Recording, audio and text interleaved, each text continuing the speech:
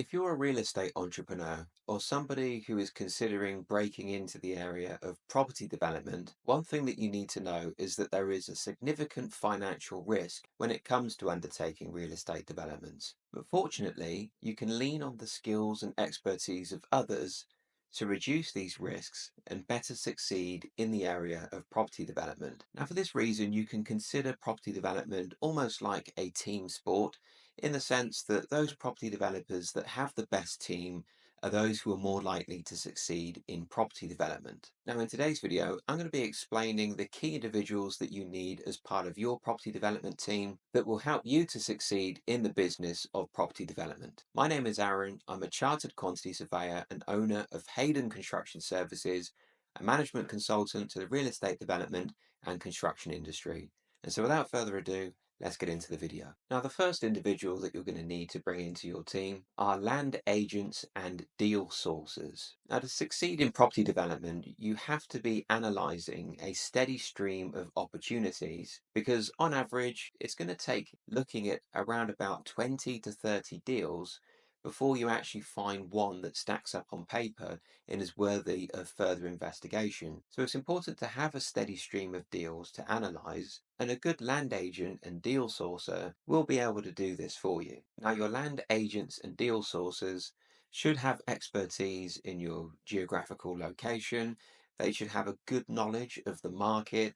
They should be well connected in terms of knowing the ins and outs of who's potentially selling land and buildings and what opportunities could potentially be coming to the market. And they should have no issue in bringing you deals on a regular basis. Now, one thing to note is that you want to make sure that you have a favorable fee structure set up with your land agent or your deal sourcer, because some land agents and deal sourcers tend to operate on a retainer basis where you could be paying upwards of a couple of £1,000s a month for these individuals to work on your behalf and find deals for you. Now, something I would recommend is to follow a different fee structure, and that would be a simple completion fee. The deal sourcer will get a percentage fee of the sales price once you've completed on that transaction. And that means that you don't actually pay the land agent or the deal sourcer until they've brought you a successful deal that stacks up on paper and you've decided to push the button and purchase that land or that site. The next key individuals that you want to bring into the business are your quantity surveyors or your cost consultants. Now, you definitely need a good quantity surveyor who is well versed in the area of pre-construction. And this is because they're going to be getting involved in appraising and assessing the construction costs in order to ascertain whether it's a viable development and whether it actually stacks up on paper and if it's going to make profit. And your quantity surveyor will use these numbers and these figures to pull together an overall development appraisal, which you will then be able to present to the bank in order to gain some form of funding for the development project. Now, I would recommend that you work with a chartered quantity surveyor, somebody who falls under the regulatory framework of the RICS. And the reason being is because you know that those chartered quantity surveyors have been through the most rigorous training and that they're the most qualified individuals to work on your behalf. They should also be experienced in estimating and controlling construction projects that are similar to the development that you're undertaking. So, say for example, you're focused on residential or student accommodation developments, your quantity surveyor should have experience that relates to that particular asset class.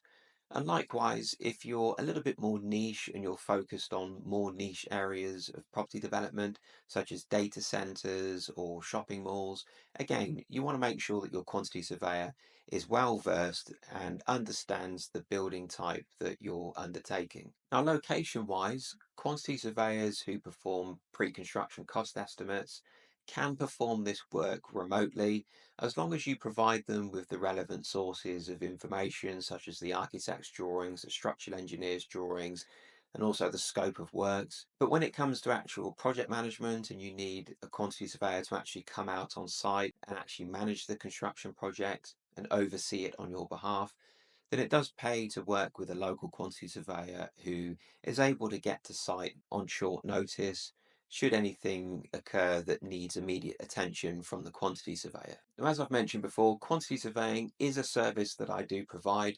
So if you are interested in engaging a quantity surveyor for assistance with your construction projects or your development schemes, then please feel free to reach out to me. I'd love to help. I'll link the details in the description. The next key team member that you'll need to bring into your business are your finance brokers. Now, before you do anything property related, it's always important to ensure that you have finances in place so that you know that if you're going to spend a lot of time looking at deals, sourcing opportunities, appraising development deals, you know that if there is something that stacks up on paper and looks like it could be profitable, you know that you have the finances in place so that you can pull the trigger quickly, make an offer, and purchase the site ready for development. And so having a good finance broker as part of your team can definitely help fast track the process and ensure that you have the right finances in place to deliver on property developments. And a good finance broker can recommend various different finance strategies that might be right for the development. They'll have a good understanding of different types of financing, such as mezzanine financing, bridge loans.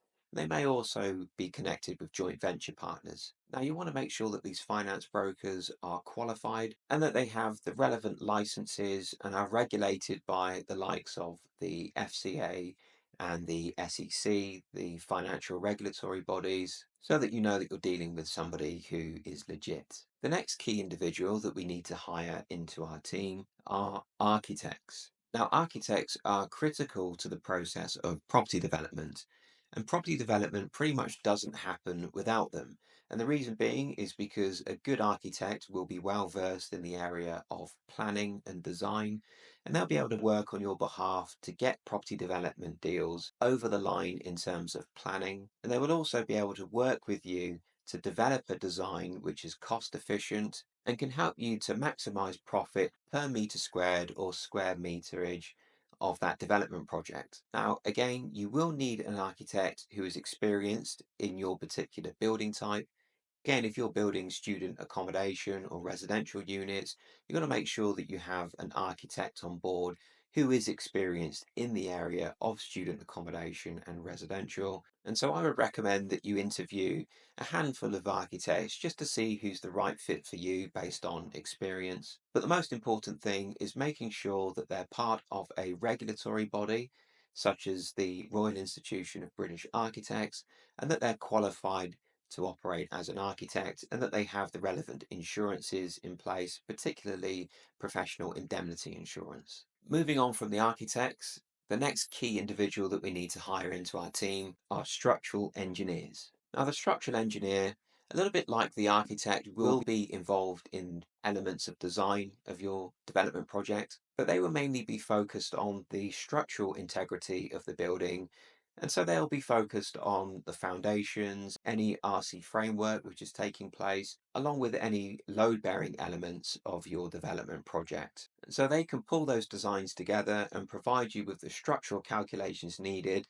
for you to pass over to your contractor for them to actually deliver the project. And like I've mentioned before, they should be experienced in the type of building that you're developing, and you should also make sure that they hold the relevant qualifications to do so. The next key individual that we need as part of our property development team is your general contractor. Now, if you want to take more of a hands-off approach to property development, you're thinking about design and build projects, or you're thinking about a standard building contract that enables you to have a little bit more control over the design of your project, but you still want to hire a contractor to complete the work, then there's definitely a few things you need to look out for when bringing a contractor into your business. And that's that you've been through a robust PQQ process, a pre-qualification questionnaire that enables you to understand whether that contractor is right for the project. And so you want to be assessing the contractor for things like suitability based on their management team, whether they've undertaken projects of a similar nature. If you can get hold of any references from previous projects they've been involved in, that's always a good indication as to whether they're right for you. But essentially, you want to be going out to tender for about 4 or 5 different contractors just to make sure you're getting the best value for money. And I know it can be tempting when somebody that you know recommends a contractor to you. It can be quite tempting just to hire that contractor, but honestly, I would recommend going out to tender for about 4 or 5 different contractors, and you can negotiate prices between maybe the top 2 or 3 contractors just to make sure that you're getting the best value for money. And again, when it comes to procuring your contractor, your quantity surveyor is somebody who should be able to help you with this. Now, if you're somebody that wants to be a little bit more hands-on, you don't want to hire a contractor, you actually want to manage the project yourself, then this leads me on to the next point, and that's the key individuals that you need to hire as part of your project delivery team. So if you're managing the project yourself, you're still going to need to hire key individuals, and these are going to be your project managers, your site managers, and these are going to be the guys on the ground completing the work on your behalf.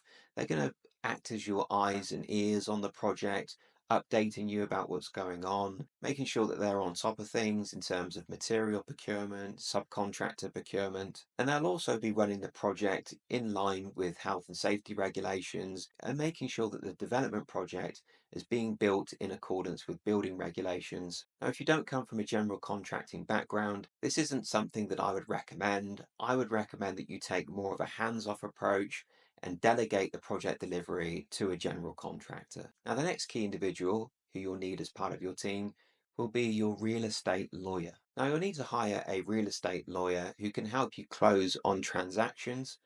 They'll also be responsible for drafting any contractual agreements between yourself and any third parties. And that could be between yourself as a property developer and your general contractor, along with any joint venture agreements that need to be set up between yourself and your financial partners. Your real estate lawyer will be responsible for protecting you legally and financially. And again, as always, you need to make sure that your real estate lawyer has the relevant qualifications to be able to represent you. And I would recommend that you interview a handful of real estate lawyers just to make sure that their legal philosophy is in line with your business goals. And finally, the next key individual that we need as part of our team is the accountant. Now, real estate transactions, particularly the area of property development, tend to attract significant capital gains taxes. And for that reason, you need to hire an accountant who can help you reduce your tax liability, which is going to help you keep more profits in your pocket. Now, a good accountant, in conjunction with your real estate lawyer, can help you determine what is the best structure for your property development deal. It could be that you incorporate as a limited company or a corporation, or it could be that you incorporate in an overseas tax jurisdiction, such as a tax haven, that allows your property development deal to be a little bit more effective in terms of tax savings. But again, as I've mentioned before, always make sure that you hire either a certified accountant or a chartered accountant, somebody that has the relevant qualifications and is part of a regulatory body and has the right to represent you financially as an accountant. And again, take a look at their past experience. They should have experience in real estate transactions, particularly when it comes to saving on capital gains and structuring property development deals for the most tax efficient way of doing business. And so that's a wrap for today's video. I really hope you got something useful from this. Let me know in the comment section below what stage of your property development journey you're at. And don't forget to like this video and subscribe to my channel to watch more videos on the subject of property development and construction. Once again, my name is Aaron. I'm a chartered quantity surveyor and owner of Haydon Construction Services, a management consultant to the real estate development and construction industry. Thanks for watching. I'll see you in the next one.